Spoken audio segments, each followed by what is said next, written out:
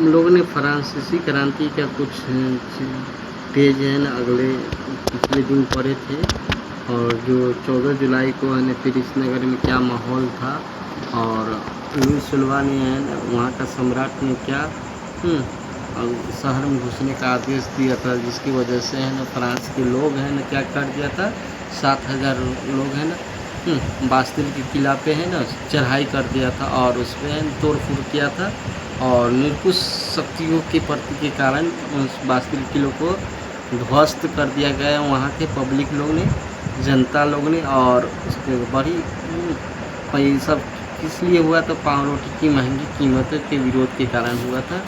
आज हम लोगों ने तो कुछ महत्वपूर्ण तिथियाँ दिया गया है, उसके बारे में पहले पढ़ेंगे। 1774 में ईस्वी में क्या हुआ था, लुई सोलवा का फ्रांस का राजा बनता है। सरकारी खजाना खाली हो चुका था।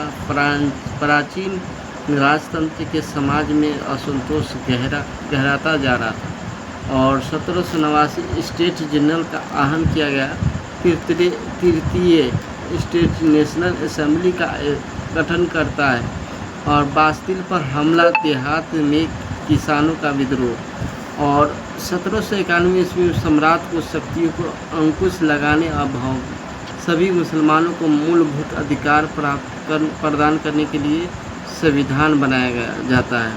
1792 से 93 ईस्वी में क्या हुआ था, फ्रांस गणराज्य बनता है, फिर सिर काटकर राजा को मार दिया जाता है। जैकोबिन गणराज्य का पतन, फ्रांस पर डायरेक्टरी का शासन।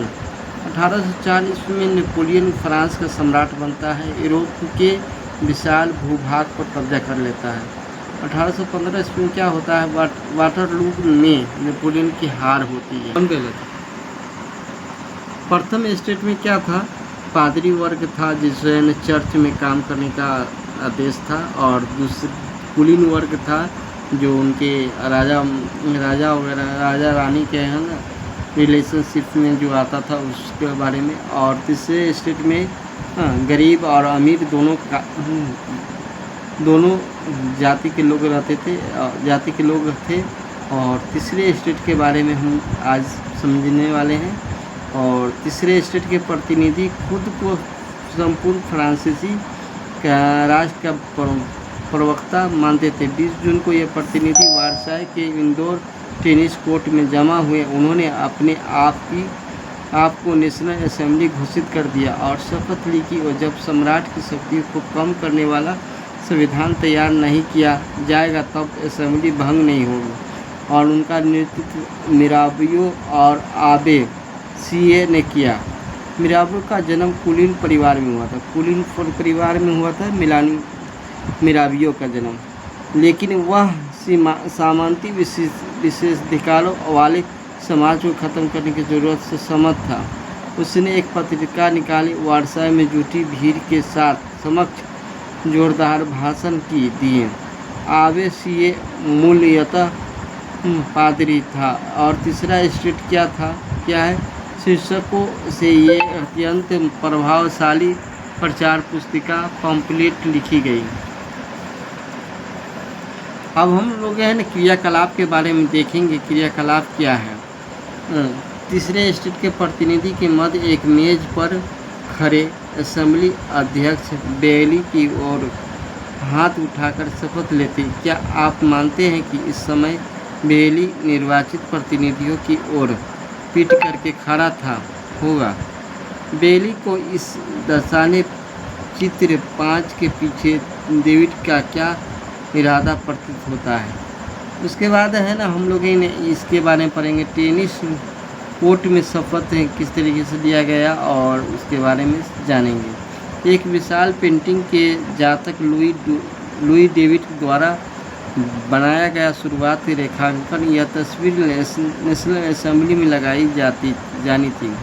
जिस वक्त नेशनल असेंबली ने संविधान का प्रारूप तैयार करने में अस्वस्थ थे, पूरा फ्रांस आंदोलित कर रहा था। कड़ाके की ठंड के कारण फसल मारी गई थी और पाव रोटी की कीमतें आसमान छू रही थी। बेकरी मालिक की स्थिति का फ़ायदा उठाते हुए जमाखोरी में जुटे हुए थे। बेकरी की दुकानों पर घंटों इंतजार के बाद उत्साही औरतों के भीड़ ने दुकान पर धावा बोल दिया था। दूसरी तरफ सम्राट ने सेना को पेरिस में प्रवेश करने का आदेश दिया था। क्रोध भीड़ ने 14 जुलाई को बास्तिल पर धावा बोलकर उसे नेस्त नाबूद कर दिया। नाबूद में से उसको ख़त्म कर दिया। देहाती इलाकों में गांव-गांव का यह अफवाह फैल गई कि जागीरों के मालिकों ने भाड़े पर लठैतों और लुटेरों के गिरोह बुलवा लिए, जो पक्की फसलों को तबाह करने निकल पड़े हैं। कई जिलों में भय से आक्रांत होकर किसानों को कुदालों और बेलचों से ग्रामीण किलों पर आक्रमण कर दिया। उन्होंने अन्न भंडारों को लूट लिया और लगान संबंधी दस्तावेजों को जलाकर राख कर दिया। कुलीन बड़ी संख्या में अपनी जागीरें छोड़कर भाग गए। बहुतों ने पड़ोसी देश में जाकर शरण ली। अब विद्रोही प्रजा की शक्ति का अनुमान करके लुई सोलवा ने अंततः नेशनल असेंबली की मान्यता दे दी। क्या दे दी? लुई सोलवा ने नेशनल असेंबली की मान्यता दी। यह मान लिया कि उसकी सत्ता पर अब से संविधान का अंकुश होगा। 4 अगस्त 1789 ईस्वी की रात को असेंबली ने करों कर्तव्यों बंधनों वाली समानता व्यवस्था के उन्मूलन आदेश पारित किया। पादरी वर्ग के लोग को भी अपने विशेषाधिकारों को छोड़ देने के लिए विवश किया गया। धार्मिक कर समाप्त कर दिया गया और चर्च के स्वामित्व वाली भूमि पर जब्त कर ली गई। इस प्रकार कम से कम 20 अरब 20 अरब लेबरे की संपत्ति सरकार के हाथ में आ गई। लेबरे क्या होता है? वहाँ की मुद्रा है। कहाँ की? फ्रांस की मुद्रा है, जो 20 अरब सरकार के हाथ में आ जाती है। और भय की लहर प्रसार मानचित्र से पता चलता है कि किस तरह किसानों के जाथे एक जगह से दूसरी जगह फैलते चले गए।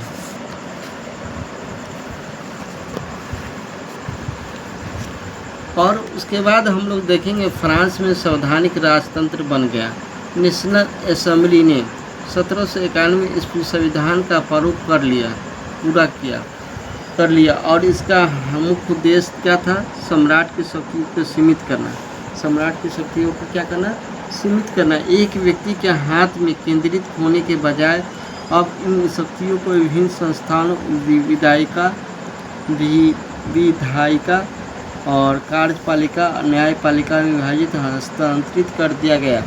इस प्रकार फ्रांस में असंवैधानिक राजतंत्र की नींव पड़ी। चित्र 7 में देखेंगे कि नई राजनीतिक व्यवस्था कैसे काम करती है। 7 में देखेंगे किस तरीके से नई राजनीतिक व्यवस्था काम करती है। ये आपको दिया गया है। वोट देने के बाद क्या न्यायाधीश बनता है और न्यायपालिका में न्यायाधीश बनता है। और इसके ऊपर है सम्राट, कार्यपालिका हो गया, सम्राट हो गया, नेशनल असेंबली हो गया, जिसमें नेशनल असेंबली में कितने सदस्य है? तो 745 है। निर्वाचक पुरुष कितना है?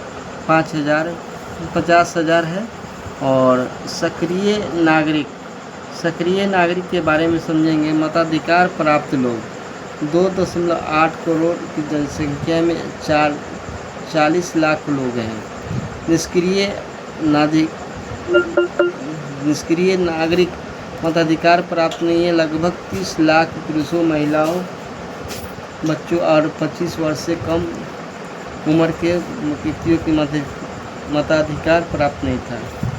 उसके बाद 1791 के संविधान के अंतर्गत राजनीतिक व्यवस्था। सन 1791 के संविधान ने कानून बनाने का अधिकार नेशनल असेंबली को सौंप दिया। नेशनल असेंबली अप्रत्यक्ष रूप से चुनी जाती थी। सर्वप्रथम नागरिक एक निर्वाचक समूह का चुनाव करते थे, जो पुनः असेंबली के सदस्यों को चुनते थे। सभी नागरिकों को मतदान का अधिकार नहीं था। 25 वर्ष से अधिक उम्र वाले केवल ऐसे पुरुषों की सक्रिय नागरिक, जिन्हें मत देने का अधिकार दर्जा दिया गया था, जो कम से कम 3 दिन की मजदूरी के बराबर कर चुकाते थे। शेष पुरुषों की और महिलाओं को निष्क्रिय नागरिक के रूप में वर्गीकृत किया गया था। निर्वाचक की उपयुक्तता प्राप्त करने और असेंबली के सदस्य होने के लोगों का करदाताओं की उच्चतम श्रेणी में होना जरूरी था। उसके बाद हम लोग देखेंगे संविधान के बारे में। संविधान पुरुष एवं नागरिक अधिकार घोषणा पत्र के साथ शुरू हुआ था। जीवन के अधिकार, अभिव्यक्ति की स्वतंत्रता के अधिकार, कानूनी बराबरी के अधिकार को नैसर्गिक अर्हनीय अधिकार के रूप में स्थापित किया गया, अर्थात ये अधिकार प्रत्येक व्यक्ति को जन्मना प्राप्त थे और इन अधिकारों को छीना नहीं जा सकता। ये अधिकारों को नहीं किया जा सकता है, छीना नहीं जा सकता है। राज्य का यह कर्तव्य माना गया कि वह प्रत्येक नागरिक को नैसर्गिक अधिकारों की रक्षा करे। स्रोत ख क्रांतिकारी पत्रकार जो पॉल मरा ने अपना अखबार लामी द पीपल नेशनल असेंबली द्वारा तैयार किए गए संविधान पर यह टिप्पणी की थी कि जनता के प्रतिनिधि कार्यभार अमीरों को सौंप दिया गया। गरीब और शोषिता की दशा केवल शांतिपूर्वक तरीकों से कभी नहीं सुधर सकती। यह इस बात का अकाउंट्स प्रमाण है कि धनदिया वर्ग कानून को कैसे प्रभावित करता है। फिर भी ये कानून तभी तक चलेंगे तब तक लोग इन्हें मानेंगे। इस तरह हम इन्हें कुलीनों को द्वारा लादे गए जुए को तार फेंका। एक दिन वही हंस अमीरों को करेंगे। और पुरुष और नागरिक अधिकार घोषणा पत्र। आदमी स्वतंत्र पैदा होते हैं, स्वतंत्र रहते हैं और उनके अधिकार समान होते हैं। आदमी क्या होते हैं? स्वतंत्र पैदा होते हैं, स्वतंत्र रहते हैं, उनके अधिकार भी समान होते हैं। हर एक राजनीतिक संगठन लक्ष्य है आदमी के नैसर्गिक एवं अर्हनीय अधिकारों को संरक्षित करना।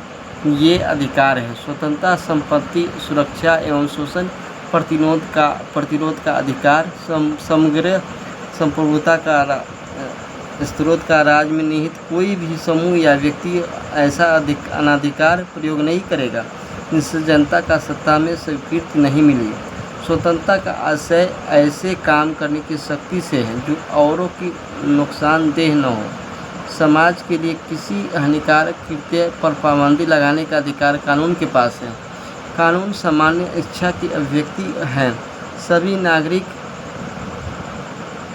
को व्यक्ति रूप से या अपने प्रतिनिधियों के माध्यम से इसके निर्माण में भाग लेने का अधिकार है। कानून की नज़र में सभी नागरिक समान हैं।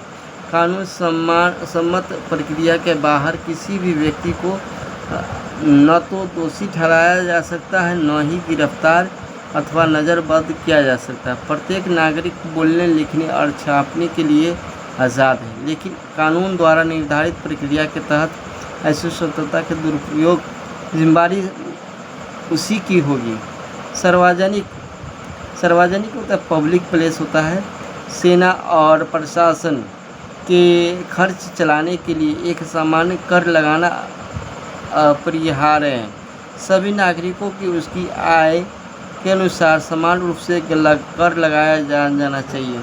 चूँकि संपत्ति का अधिकार एक पावन उल्लंघनीय अधिकार है, अतः किसी भी व्यक्ति को उसे वंचित नहीं किया जा सकता जब तक इस विधि द्वारा स्थापित प्रक्रिया के तहत सार्वजनिक आवश्यकता के संपत्ति का अधिग्रहण करना आवश्यक न हो। ऐसे मामले में अग्रिम मुआवजा जरूर दिया जाना चाहिए। राजनीतिक प्रतीकों के मायने। 18वीं सदी में ज़्यादातर स्त्री पुरुष पढ़े लिखे नहीं थे, इसलिए महत्वपूर्ण विचारों का प्रचार के लिए छपे हुए शब्द के बजाय अक्सर आकृति व प्रतीकों का प्रयोग किया जाता था। ले बर्बिए ने अपनी पेंटिंग चित्र 8 में अधिकारों की घोषणा के पत्र के लोगों को पहुंचाने के लिए अनेक प्रतीकों का प्रयोग किया। आइए इन प्रतीकों के समझने की कोशिश करें। टूटी हुई जंजीर, टूटी हुई जंजीर का चिन्ह दिखाया गया है। टूटी हुई जंजीर क्या है? दासों को बांधने के लिए जंजीरों का प्रयोग होता था। दास होता था, जो गुलाम होता था, उसको बांधने के प्रयोग किससे होता था? जंजीर से। टूटी हुई हथकड़ी उसकी आज़ादी का प्रतीक है। टूटी हुई हथकड़ी किसका प्रतीक है? आज़ादी का। लोग हैं दास को, है ना, राजा महाराजा, उसको आज़ाद कर दिया जाता था। राजा महाराजा के द्वारा आज़ाद कर दिया जाता था। छोरों का बछिंदार गट्ठर अकेली छड़ को आसानी से तोड़ा जा सकता है, वह पूरे गट्ठर को नहीं, एकता ही बल है। त्रिभुज के अंदर रोशनी बिखरती आँखें, सरदर्शी आँख का ज्ञान का प्रतीक। सूरज की किरणें अज्ञान रूपी अंधेरे को मिटा देगी। अब राजदंड है शाही सत्ता का प्रतीक। किसका प्रतीक? शाही सत्ता का प्रतीक। और उसके बाद हम लोग देखेंगे अपनी मोछ, अपनी पूँछ में मुँह में लिए सौंप। सनातनता का प्रतीक। अंगूठी का कोई और छोर नहीं होता है। अब हम लोग लाल फाइजियन टोपी, दासों द्वारा स्वतंत्र होने के बाद पहनी जाने वाली टोपी। दासों जो दास होता था, गुलाम होता था, उसको स्वतंत्र होने के बाद क्या टोपी पहनते? लाल वाला टोपी पहनाया जाता था। नीला, सफ़ेद, लाल फ्रांस के राष्ट्रीय रंग के बारे में बताया गया है। नीला, सफ़ेद, लाल। और डैनों वाली स्त्रियां, कानून का मानवीय रूप, विधि पट। कानून इसके लिए समान है और इसकी नज़र में सब बराबर हैं। उसके बाद क्रियाकलाप देखेंगे। और बॉक्स 1 स्वतंत्रता, असमानता और बंधुत्व प्रतीक की पहचान करें। ले बार्बिए पुरुष का एवं नागरिकों का अधिकार घोषणा पत्र चित्र 8 में चित्रित प्रतीकों का व्याख्या करेंगे। 1791 में संविधान के नागरिकों के दिए गए राजनीतिक अधिकारों घोषणा पत्र को अनुच्छेद 1(6) में दिए गए अधिकारों में से तुलना करेंगे। क्या दोनों दस्तावेज एक दूसरे के अनुरूप है? क्या दोनों दस्तावेज एक के विचार का बोध है? 1791 के ईस्वी में संविधान के फ्रांसीसी समाज के कौन से समूह लाभान्वित होते हैं और किन समूह को इससे असंतोष हो सकता है? मरा ने भविष्य के बारे में कौन से पूर्वानुमान लगाए थे? फ्रांस की घटनाओं को निरंकुश राजतंत्र वाले पर्सा, ऑस्ट्रिया, हंगरी और स्पेन आदि देशों पर पड़ने वाले प्रभाव की कल्पना कीजिए। फ्रांस में ही हो रही घटनाओं के अखबार राजाओं, व्यापारियों और किसानों, कुलीनों और पादरी को ने कैसी प्रतिक्रिया दी होगी? उसके बाद